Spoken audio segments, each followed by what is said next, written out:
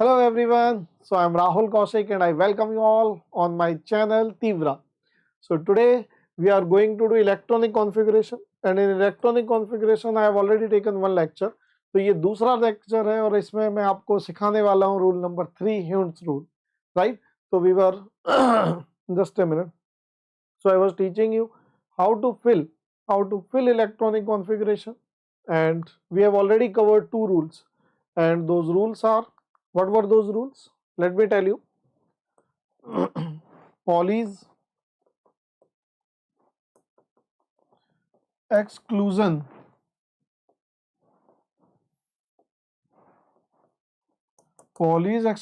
principle and rule number 2 was Aufbau principle and rule number 3 is Hund's rule. So let me tell you that we have already covered these two rules and today I am going to cover rule number 3, that is Hund's rule, right? तो Hund's rule को हम लोग कहाँ use करते थे, मैं दोबारा बता देता हूँ हम लोग कहाँ अटक रहे थे. आप मेरा पिछला लेक्चर देख सकते हैं इसके लिए, बट फिर भी जब हमें डीजनरेट ऑर्बिटल में इलेक्ट्रॉन को फिल करना है तो ऐसे करूं या फिर कैसे करूं, तो हमारे को अभी ये समझ नहीं आ रहा कि किस तरीके से करना चाहिए. तो ह्यून्स ने इसके बारे में बताया और ह्यून्स ने अपना रूल दिया जिसे हम कहते हैं Hund's rule of maximum multiplicity. तो इट टेल्स अस अबाउट, क्या बताता है, filling of electron in degenerate orbital. ये हमें बताएगा कि डीजनरेट ऑर्बिटल में किस तरीके से इलेक्ट्रॉन को फिल करना है, राइट. तो ये डीजनरेट ऑर्बिटल है तीनों, क्योंकि तीनों की एनर्जी सेम है. तो 2 इलेक्ट्रॉन भरने हैं तो कैसे भरूं, 3 भरने हैं तो कैसे भरूं, 4 भरने हैं तो कैसे भरूं, ये मैं आप सिखाने वाला हूं. तो यहां पर देखिए इसकी एक स्टेटमेंट है, according to it 2 or more orbital of equal energy are available if 2 or more orbital of equal energy are available, then electrons go to each orbital till all orbitals are exactly half filled, and once all orbitals are exactly half filled, only after that pairing will start. तो ये rule क्या कह रहा है, ध्यान से देखिए कि अगर आपके पास एक से ज्यादा ऑर्बिटल्स हैं जिनमें आप इलेक्ट्रॉन फिल करना चाहते हो, तो ये कह रहा है कि सब में अगर एक इलेक्ट्रॉन आया तो ये, दूसरा आया तो ये, तीसरा आया तो ये, पहले सबको एग्जैक्टली हाफ फिल रखो और सब में आप इलेक्ट्रॉन सेम लेके जाओ. जब एग्जैक्टली हाफ फिल हो जाए देन स्टार्ट पेयरिंग, राइट. क्यों, और सर ये मल्टीप्लिसिटी क्या है, इसका तो मीनिंग बताओ हमें. Why do we talk about the multiplicity. तो देखिए ये भी मैं आपको बताने वाला हूँ ये मल्टीप्लिसिटी क्या है, why do we need multiplicity, right. तो जस्ट लुक एट इट. तो यहां पर उसने बताया, दोबारा से इसे पढ़िए, according to it if 2 or more orbital of equal energy are available, then electron go to each orbital till all orbitals are exactly half filled and only after that pairing will start. तो मैं सिखाता हूं आपको कि multiplicity क्या है. तो ये एक मैथमेटिकल टर्म है, जैसा कि आपको नाम से पता लग रही है, दिस इज मल्टीप्लिसिटी. और कोई भी चीज चाहेगी, कोई भी स्पीशीज चाहेगी कि उसकी मल्टीप्लिसिटी मैक्सिमम हो, तो वो कैसे मैक्सिमम हो सकती है, जरा उसे भी हम डिस्कस करेंगे. ये आपकी स्पिन है, तो वो स्पिन कैसे मैक्सिमम आएगी. तो मैं इसका एक केस ले लेता हूँ, एक बिल्कुल बेसिक केस हम लोग लेते हैं और उसके थ्रू मैं एक्सप्लेन करता हूँ. तो मान लीजिए मुझे 3 इलेक्ट्रॉन फिल करने में, ठीक है. 3 इलेक्ट्रॉन एक बच्चे ने ऐसे कर दिए,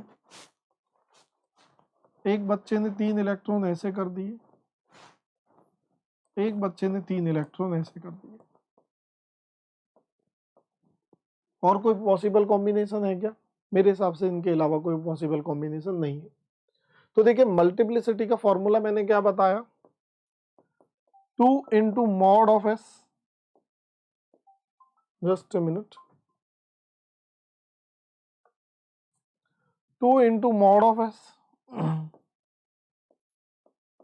प्लस 1, ठीक है. तो ये मल्टीप्लिसिटी, अब ये s कैसे निकलेगा और इसका मॉड. देखिए मॉड का क्या मतलब है, अगर माइनस हाफ का मॉड लूँ तो वो प्लस हाफ आ जाएगा, अगर प्लस हाफ का मॉड लूँ तो वो भी प्लस हाफ रहेगा. देखिए मॉड्यूलस से जो भी वैल्यू बाहर आएगी वो पॉजिटिव होगी, मॉड्यूलस से जो भी वैल्यू बाहर आएगी वो पॉजिटिव होगी. तो यहाँ पर देखिए जब मैं इसके स्पिन की बात करूं तो मान लो मैंने ये पहले इलेक्ट्रॉन का प्लस हाफ ले लिया, तो दूसरे का माइनस हाफ और तीसरे का फिर प्लस हाफ आ गया। ये कट करके क्या हो गया भाई, प्लस हाफ। दूसरे आप इसकी बात करिए, ये प्लस हाफ है, ये प्लस हाफ है, ये प्लस हाफ है, तो ये क्या हो जाएगा 3/2।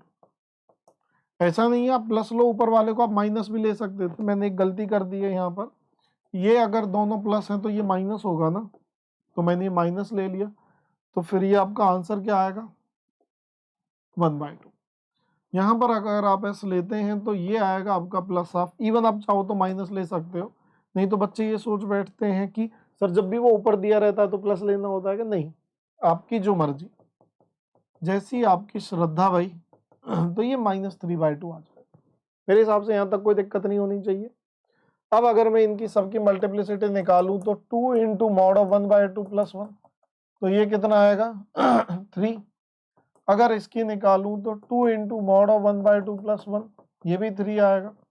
और अगर मैं इसकी निकालूं तो 2 × 3/2 + 1, तो ये कितना आ जाएगा आपका 4। तो अब आप मुझे बताइए सबसे ज्यादा मल्टीप्लिसिटी किसकी है इस सिनेरियो की। तो देखिए ऐसा नहीं है कि सिर्फ एक एक भर देना, उन तीनों की डायरेक्शन भी सेम होनी चाहिए। अगर तीनों की अपोजिट स्पिन ले ली, एक की अपोजिट भी ले ली, तो गड़बड़ हो जाएगी। जैसे यहाँ देखिए आपने अपोजिट स्पिन ली थी, देखो ध्यान से। तो यहां पर हम लोगों ने क्या किया, मल्टीप्लिसिटी निकाली, और वो जो multiplicity I that was maximum for it. तो इसलिए मैंने आपको वो रूल बताया कि मैक्सिमम मल्टीप्लिसिटी तभी होगी तब आप इलेक्ट्रॉन्स को 1 बाय 1 करके भरते जा रहे हो। और आप पेयरिंग तभी स्टार्ट कीजिए कब, जब सारे ऑर्बिटल एग्जैक्टली हाफ फिल्ड हो गए और सबको एक ही स्पिन में भरिए। तो ये था डीजनरेट में भरने का उसका रूल। और ऐसा करने से आपकी जो मल्टीप्लिसिटी है वो मैक्सिमम आ जाएगी। तो नोट कर लीजिए भाई, according to it if 2 or more orbital of equal energy are available, then electrons go to each orbital till all orbitals are exactly half filled and then pairing will start, right? तो मैं आपको यहाँ बताता हूँ, जैसे हम लोग carbon की लिख रहे थे, कार्बन के बाद nitrogen, oxygen, then fluorine, neon, sodium, magnesium.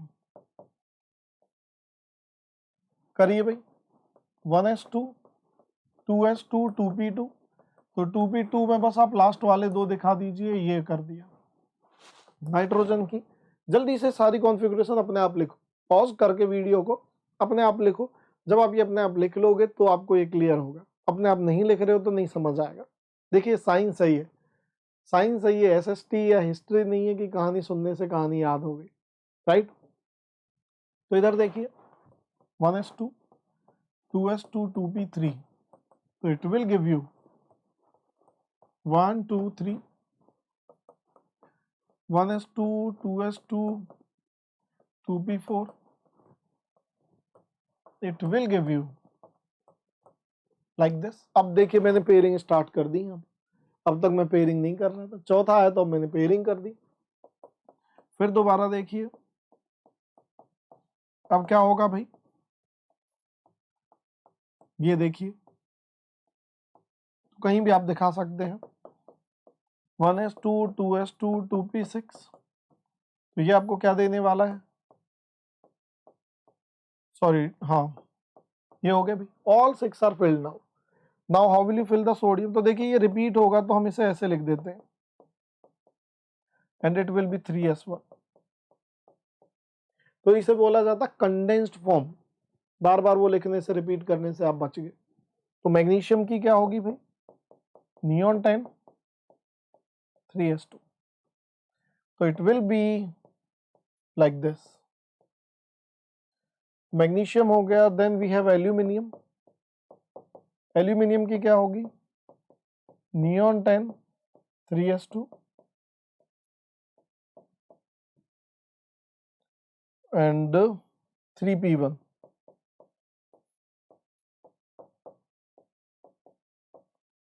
बोलिए कोई डाउट, यस और नो? चलिए अब आगे बढ़ता हूं। अगर ये चीज आपकी हो गई है तो एल्यूमिनियम के बाद कहानी खत्म नहीं हुई, अभी इससे आगे भी हमें बढ़ना है। तो जल्दी से मुझे 30 तक की कॉन्फ़िगरेशन आप यहीं लिख करके बता दीजिए भाई। एक मिनट रुकिए, खाली पेज की मुझे जरूरत है, तो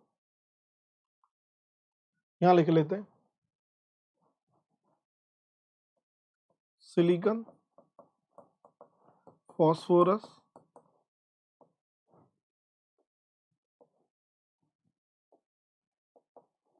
सल्फर, क्लोरीन,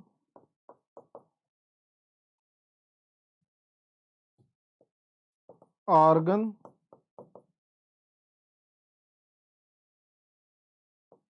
पोटेशियम, कैल्शियम। यहाँ पर लिख लेता हूँ scandium,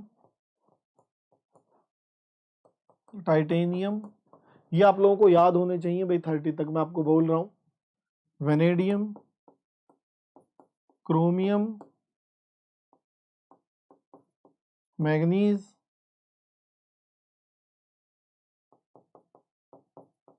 ferrous, cobalt, nickel, copper, zinc. तो जल्दी से आप ये लिख दीजिए भाई।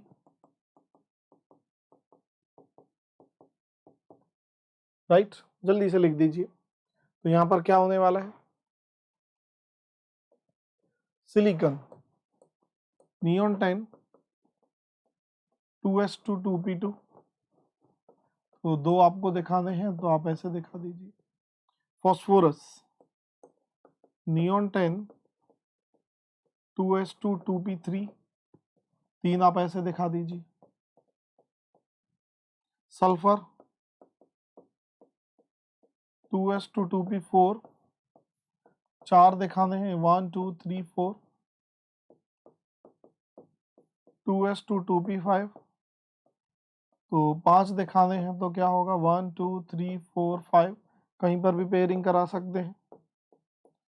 2s2 2p6। देखिए, अगर आप इसे सच में समझना चाहते हैं तो मैं आपको बता देता हूँ कि जब आप इसे सुन रहे हैं तो ये पॉज करके आप पूरी 30 तक अपने आप लिखें और फिर यहाँ वेरीफाई करें, नहीं तो समझ नहीं आएगा। फिर देख लें कहीं गलती की है तो मैं हर एक चीज़ एक्सप्लेन कर रहा हूँ। तो ये क्या होगा? नियॉन 10। अब आर्गन तक हो गया ना, अब मुझे नियॉन लिखने की जरूरत नहीं है।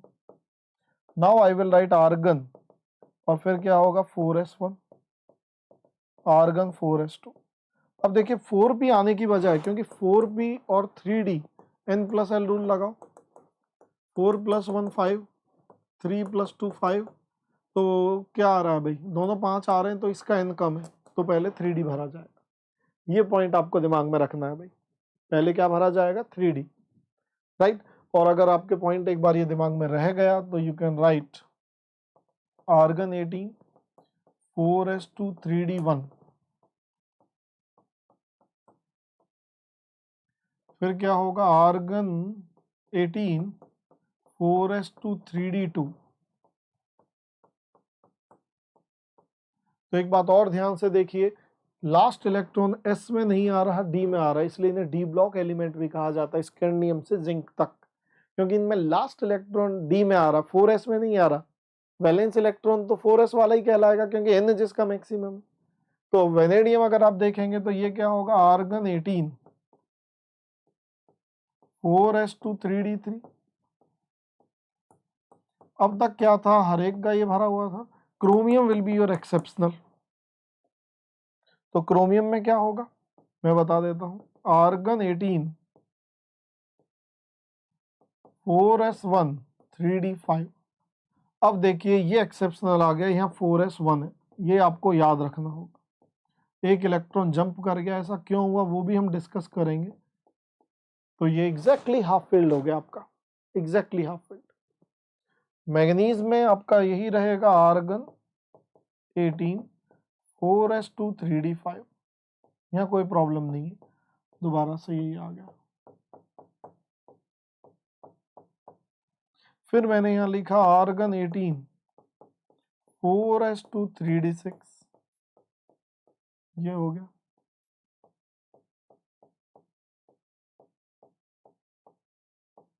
ये कर दिया भाई 3d6, एक पेयर्ड अप हो गया। अब कोबाल्ट में क्या लिखने वाला हूं मैं, आर्गन 18 4s2 3d7,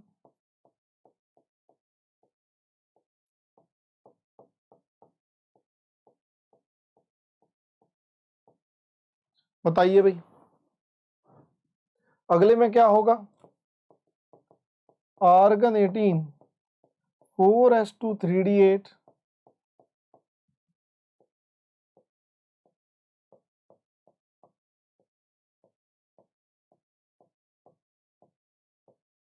ये हो गया भाई। क्रोमियम में 3d9 नहीं होगा, यहां एक एक्सेप्शन आने वाली है, ये लिख लेना भाई, आर्गन 18 4s1 3d10, तो अगेन ये आधा और ये पूरा,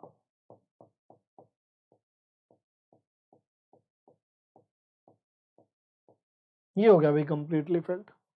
फिर आप यहां पर आइए, जिंक में क्या होगा, आर्गन 18 4s2 3d10, तो यहाँ कोई प्रॉब्लम नहीं है।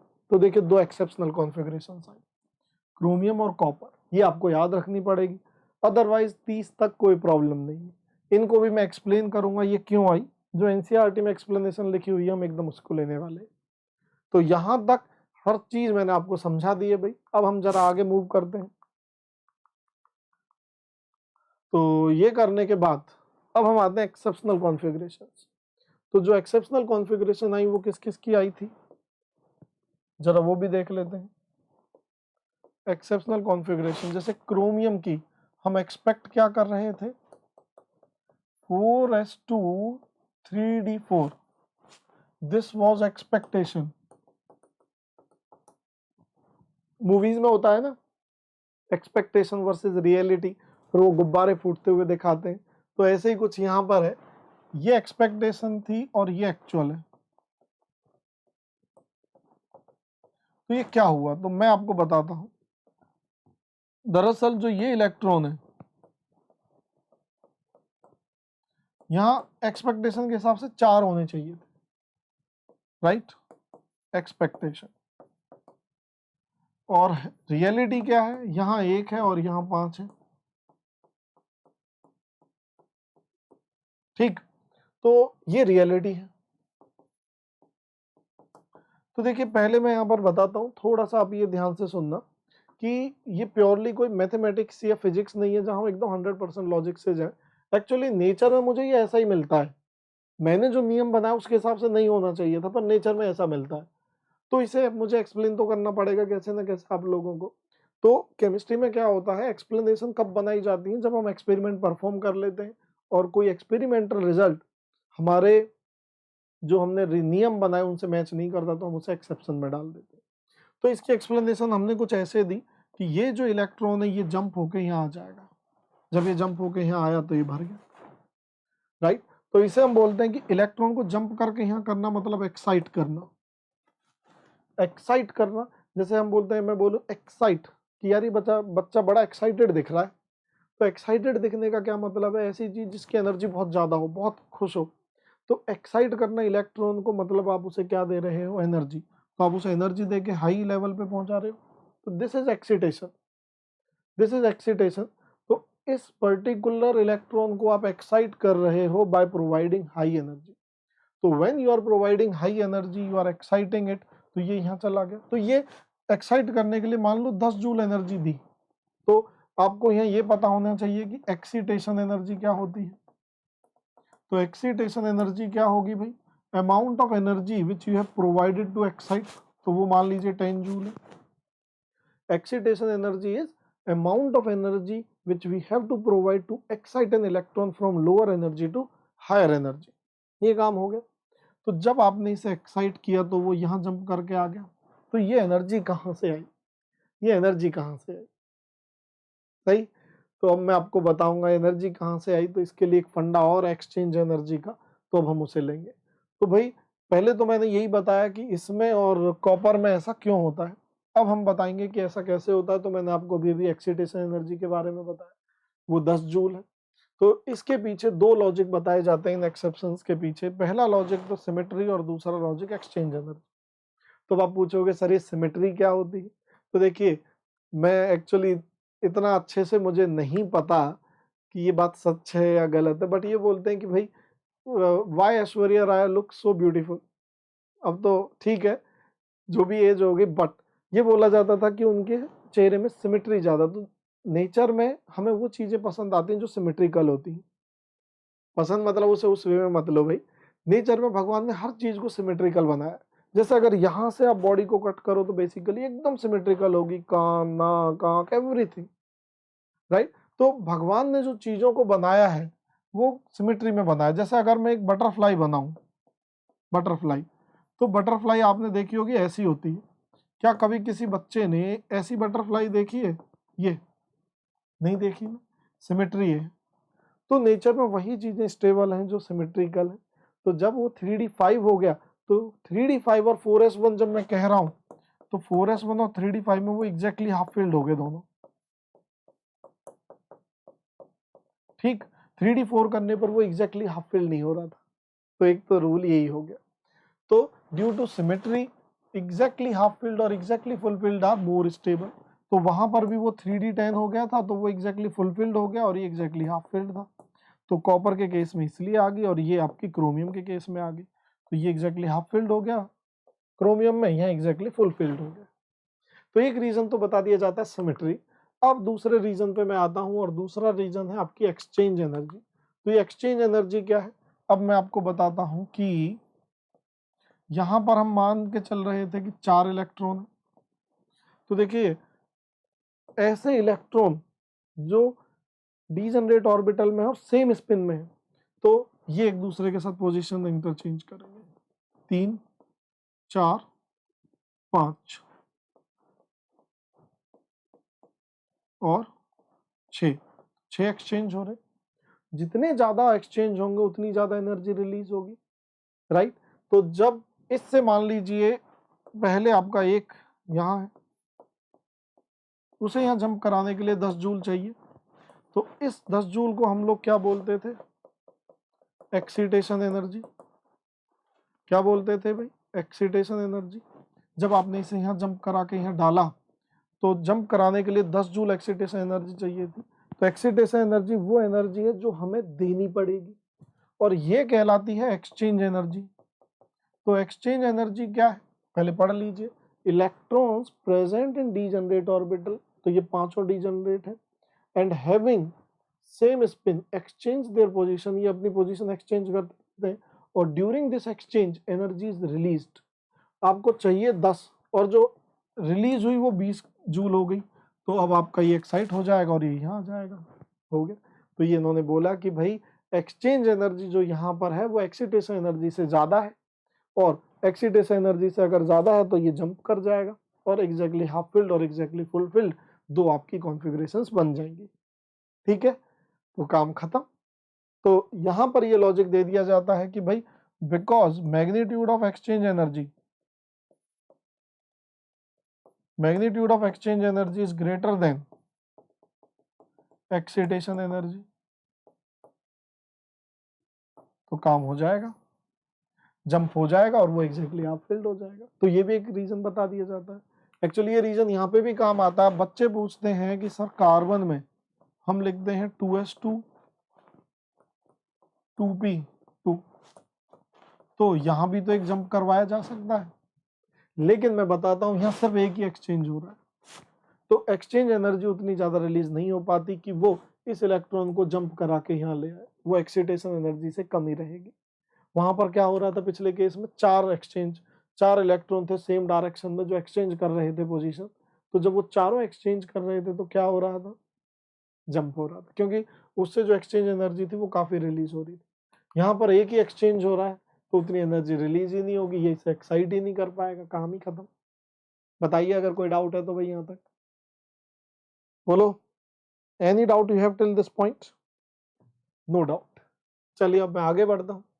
तो अब दो चीजें आती हैं, एक ग्राउंड स्टेट कॉन्फ़िगरेशन और एक एक्साइटेड स्टेट कॉन्फ़िगरेशन। तो ये ग्राउंड स्टेट क्या है?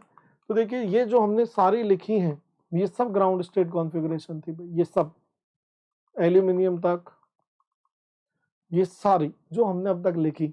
ग्राउंड स्टेट कॉन्फ़िगरेशन क्या होती है? ऐसी कॉन्फ़िगरेशन जो मोस्ट स्टेबल है। तो जब मोस्ट स्टेबल होगा तो देखिए स्टेबिलिटी और एनर्जी का क्या रिलेशन है, जरा ये भी सुन लीजिए। आप ऐसे समझो आपने 10 दिन से खाना नहीं खाया, एक बच्चा बिल्कुल हट्टा कट्टा जूस पी के अभी आया हुआ क्लास में बैठा, जिसने 10 दिन से खाना नहीं खाया वो जैसे तैसे जिंदा भी तो कोने में पड़ा रहेगा। तो मैं बोलूंगा उसकी एनर्जी बहुत कम है, लेकिन स्टेबिलिटी ज्यादा, वो कोने में पड़ा। जो खा पी के आया वो तो दौड़ेगा, इधर जाएगा उधर जाएगा, ऐसे करेगा वो करेगा। तो जब मैं बात कर रहा हूँ स्टेबिलिटी और एनर्जी की, तो जितनी ज्यादा एनर्जी होगी उतना फड़फड़ाएगा, स्टेबिलिटी कम होगी। जितनी कम एनर्जी होगी उतनी ही स्टेबिलिटी ज्यादा होगी। तो यहाँ पर ये आपके सबसे ज्यादा स्टेबल है, तो मैं कहूँगा ये वो कॉन्फ़िगरेशंस हैं जिनकी स्टेबिलिटी कम से जिनकी स्टेबिलिटी सबसे ज्यादा है, तो एनर्जी क्या होगी, स्टेबिलिटी सबसे ज्यादा तो एनर्जी सबसे कम। तो these are most stable configurations. तो यहाँ पर यही पूछा जाता है कि ग्राउंड स्टेट कॉन्फ़िगरेशन क्या होती है।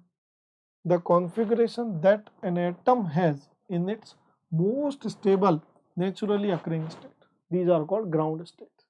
फिर एक्साइटेड क्या होती है, तो एक्साइटेड तो कुछ भी हो सकती है। जैसे अगर मैंने हाइड्रोजन की लिखी 1s1, तो ये तो ग्राउंड है। अब आपने इसको जंप करवा दिया, मान लो आपने इसे 2s में पहुंचवा दिया, तो 2s2 अगर लिख दोगे हाइड्रोजन की तो ये एक्साइटेड होगी, 2s1 सॉरी। अगर आप हाइड्रोजन की 2p1 लिख दोगे तो ये भी एक्साइटेड होगी। मतलब आपने क्या किया, यहां था तो देखिए एक इलेक्ट्रॉन देना है, ये 1s1 है। आपने यहां से हटा के यहां कर दिया तो ये 2s1 है, यहां से हटा के यहां कर दिया तो ये 2p1। तो एक्चुअली इनकी बराबर होगी, मैंने गलत डायग्राम बना दिया है 2s और 2p की। तो मेरा कहने का क्या मतलब है कि ग्राउंड स्टेट तो यही होगी, इसके अलावा आप इलेक्ट्रॉन को कहीं भी कर दो तो वो सब एक्साइटेड कहलाएंगे। तो ग्राउंड एक ही होगी, अगर वो डिस्टर्ब कर दी तो बाकी सब एक्साइटेड, क्योंकि एनर्जी दे के ही डिस्टर्ब की होगी, वो तो स्टेबल था अदरवाइज। तो there will be only one ground state and other states are called excited states. तो एक्साइटेड स्टेट कॉन्फ़िगरेशन क्या होती है, तो all configurations other than ground state are called excited state configurations, right. यहां तक कोई डाउट है किसी बच्चे का, बोलिए भैया अगर डाउट है तो। नहीं है, चलिए तो अब हम प्रॉब्लम कर लेते हैं। Right ground state configuration of chromium. तो देखिए मैंने ग्राउंड स्टेट पूछा है, अब बहुत सारे बच्चे इसमें कंफ्यूज हो जाते हैं, तो एक बार ट्राई कीजिए। तो क्रोमियम की ग्राउंड स्टेट कॉन्फ़िगरेशन क्या होती है, 1s2 2s2 2p6 3s2 3p6 4s1 3d5। तो देखिए यही ग्राउंड स्टेट है। इसे एक्साइटेड मत ले लेना सर, इसका इलेक्ट्रॉन एक्साइट होकर आया था, अरे वो समझाने की एक थ्योरी है। एक्चुअली नेचर में ये इसी फॉर्म में मिलता है and it is the most stable form, right. क्योंकि अब मैं इस पे बहुत सारे प्रॉब्लम देने वाला हूँ भाई। अब हम क्या करते हैं, इसका एक डायग्राम बना लेते हैं सुंदर सा। ये 1s1 2s2 2p 3s 3p 4s 3d, right.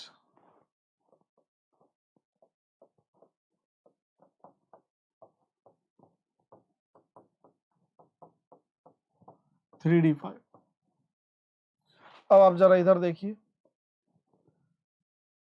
Electron fill कर दो, क्योंकि इस पे मैं बहुत सारे प्रॉब्लम पूछने वाला हूं।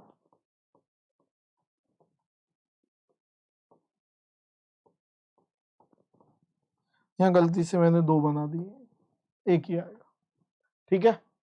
चलिए भाई अब हम इस पे प्रैक्टिस करते हैं, प्रॉब्लम इस पे कैसे आती है। तो देखिए पहली प्रॉब्लम इस पे जो आ सकती है वो क्या आती है, तो यहां पर मैं जगह छोड़ देता हूं, calculate number of electrons with what n is equal to 2। तो अब ये आपसे कह रहा है कि क्रोमियम में आप वो इलेक्ट्रॉन कैलकुलेट करिए जिनके एड्रेस में n2 आएगा। कैसे करोगे भाई, जिनके एड्रेस में n2 आएगा, जल्दी से बता दो, डू इट फास्ट।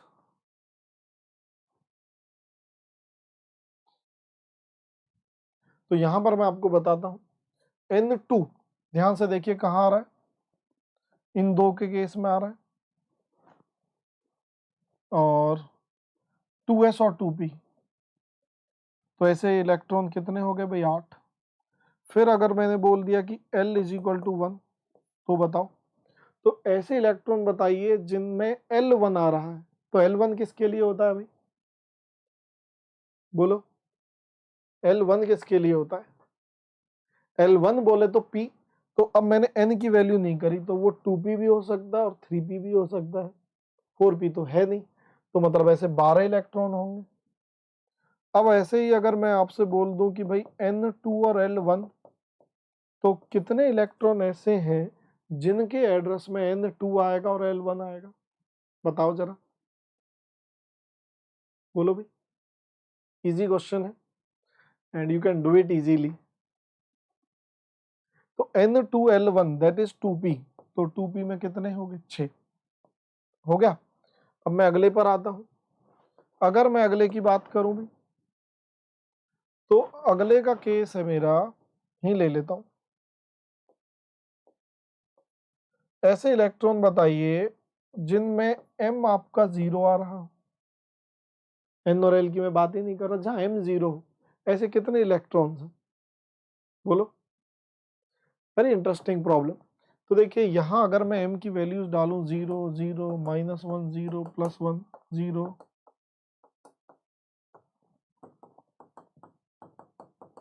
ये सब m की वैल्यूज हैं भाई। मैंने क्या पूछ लिया, m0 कितने इलेक्ट्रॉन के एड्रेस में आएगा, m0, तो आपने देखा m0 इन दो के में आ रहा है, इन दो का भी जब आप एड्रेस डिफाइन करोगे तो m0 ही बोलोगे, 2 2 4 2 6 2 8 2 10 11 12, 12 इलेक्ट्रॉन आ गया, क्लियर, 12 इलेक्ट्रॉन आ गया भाई। फिर अगले पर आइए, तो अब यहाँ सवाल उठता है कि जहां N2L1 आ रहा हो, ये तो हो गया, चलो अब मैं अगला दे देता हूं। अब आप ऐसे बताइए मैक्सिमम नंबर ऑफ इलेक्ट्रॉन जिनका s प्लस हाफ हो, और इसी में एक प्रॉब्लम और दे देता हूं, मैक्सिमम नंबर ऑफ इलेक्ट्रॉन जिसका s माइनस हाफ, बताइए भाई क्या करोगे। ये बहुत इंटरेस्टिंग है, इसे बहुत बच्चे गलत करते हैं, आप इसे पॉज करके खुद ट्राई कीजिए, फिर आप मेरा आंसर देखोगे तो आपको इंटरेस्टिंग लगेगा। देखिए ये इलेक्ट्रॉन की स्पिन है, सबसे पहले तो आप यहाँ देखिए, यहाँ से यहाँ तक टोटल इसमें 24 इलेक्ट्रॉन, तो यहाँ से यहाँ तक 18 हो गए, तो यहाँ से यहाँ तक कितने हैं, ये 6, तो ये जो 18 है ये सारे पेयर्ड है, तो इसमें 9 प्लस होगा और 9 माइनस होगा, तो कोई प्रॉब्लम ही नहीं है, 9 तो कंफर्म हो गए। तो जब वो कह रहा है मैक्सिमम नंबर ऑफ इलेक्ट्रॉन, तो मैंने ये मान लिया कि इनका प्लस हाफ है, तो 9 और 6 15 आंसर आ जाएगा। मेरे को मैक्सिमम करना है, अगले में वो क्या कह रहा है, minimum, sorry minimum number of electron, तो यहां तो मैं कुछ कर ही नहीं सकता, 18 है तो 9 का प्लस हाफ होगा, 9 का माइनस हाफ होगा, तो अगले जो 6 ऊपर की तरफ, मैंने अभी प्लस माने था, मैं माइनस मान लेता हूँ यार, ऊपर की तरफ माइनस, क्योंकि मुझे क्या करना है, मिनिमम, अगर मुझे मिनिमम करना है तो ये आंसर क्या आ जाएगा, 9, तो हो गया काम। बोलो अगर कोई डाउट है तो, इज दैट डन नाउ, बोलो भाई, कोई डाउट नहीं है। तो इस तरीके की प्रॉब्लम आपसे पूछी जाती है। तो देखिए आज मैंने ये करा दिया है, अगली क्लास में मैं आपको पढ़ाऊंगा कि आयंस की कॉन्फ़िगरेशन कैसे निकाली जाती है। जैसे अगर मैंने आपको बोल दिया Fe2 प्लस की क्या होगी, Fe3 प्लस की क्या होगी, Cu प्लस की क्या होगी, Cu2 प्लस की कॉन्फ़िगरेशन क्या होगी, तो ये बहुत इंपॉर्टेंट टॉपिक है। आयंस की कॉन्फ़िगरेशन सिखाऊंगा, डायमैग्नेटिक सब्सटेंस क्या होते हैं, पैरामैग्नेटिक क्या होते हैं वो बताऊंगा, और फिर जो हमने अभी तक पढ़ा उन सब पे मैं आपको प्रैक्टिस कराऊंगा भाई। ये सारी प्रैक्टिस आपकी नेक्स्ट क्लास के लिए है, तो नेक्स्ट क्लास आपकी बहुत एक्साइटिंग होने वाली है, don't miss next class, right. तो आज के लिए फिर इतना ही बहुत है, और अगर आपको यह लेक्चर अच्छा लगा हो तो इसे शेयर करें, लाइक करें, और आप इस चैनल को सब्सक्राइब करें, बेल आइकन पर क्लिक कर दें, ताकि आपको मेरे लेटेस्ट जो भी लेक्चर्स आ रहे हैं आपको उनके नोटिफिकेशंस मिल सके, राइट। तो आज के लिए फिर इतना ही बहुत है, thank you everyone, bye bye.